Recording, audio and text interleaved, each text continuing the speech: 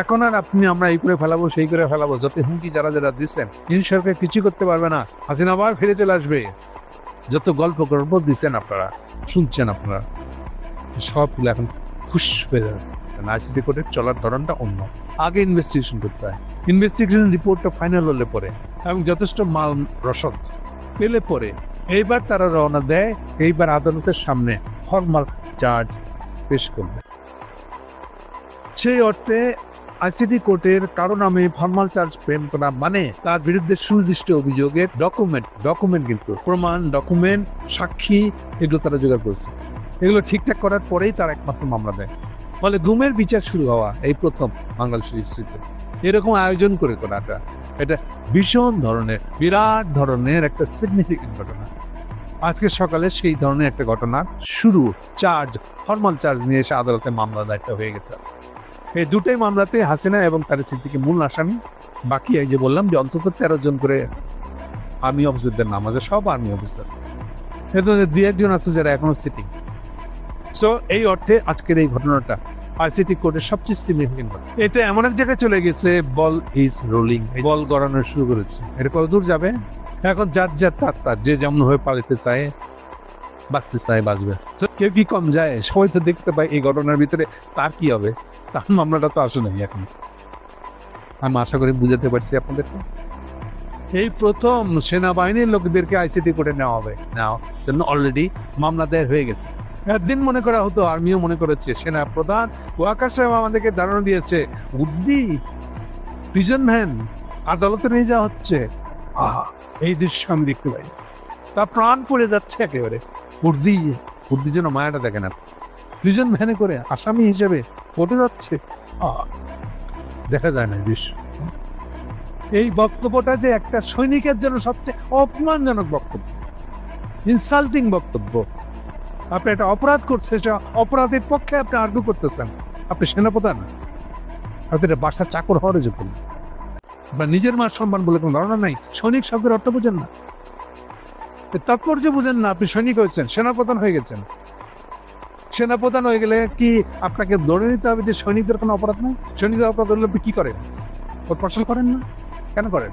তখন বিয়ে হয় না? আপনার জাগরুক হয় না যে আপনার উর্দি আর প্রিজন ভ্যান এগুলো খারাপ লাগে না? তখন মানে কি সৈনিক মানে কি? তার কোনো অপরাধ নেই, এটা বলতে যাচ্ছেন? এই ধারণা আপনি কবে পাইছেন? আপনি একটা ক্রিমিনাল। যারা এই কথা বলে, এই ধারণা ছড়ায়, তারা ক্রিমিনাল একটা।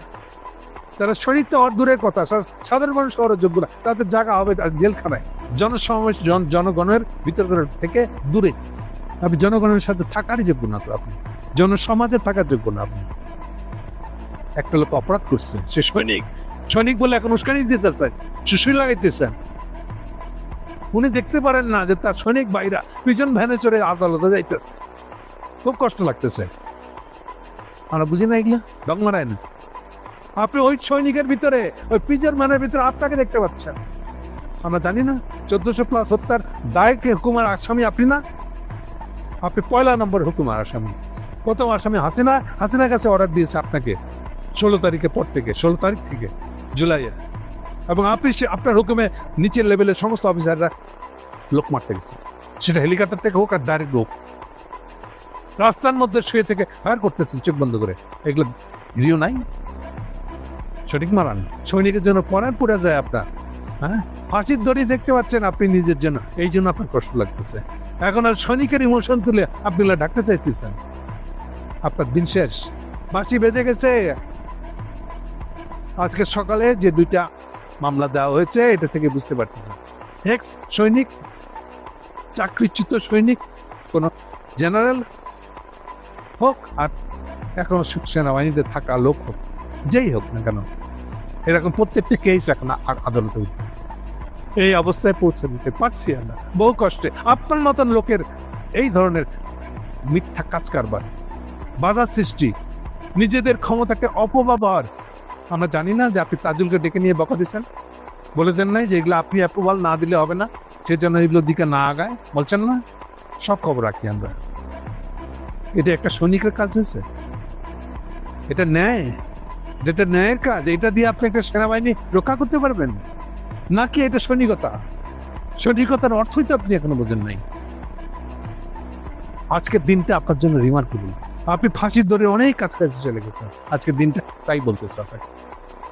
ফলে স্বভাবতই এখন আপনি হাত পা ছুটবেন, আরো প্রেশার হাই হয়ে যাবে, রুগী হয়ে যাবেন, আপনার ব্লাড সুগার বেড়ে যাবে, এখন অস্থির হয়ে উঠবেন, কখন কাকে কি বলবেন কোনো কিছু ঠিক থাকবে না, হাউতাস করবেন, বেড়াবেন, আর ততই অসুস্থ হবে। কিন্তু আমি জানি এগুলা, কিন্তু নিশ্চিত থাকেন বিচার আজকে যেটা শুরু হয়েছে এটা আপনার বিচার না করে যাবে না, ফাঁসির দড়ির তত কাছে আপনি চলে যাবেন।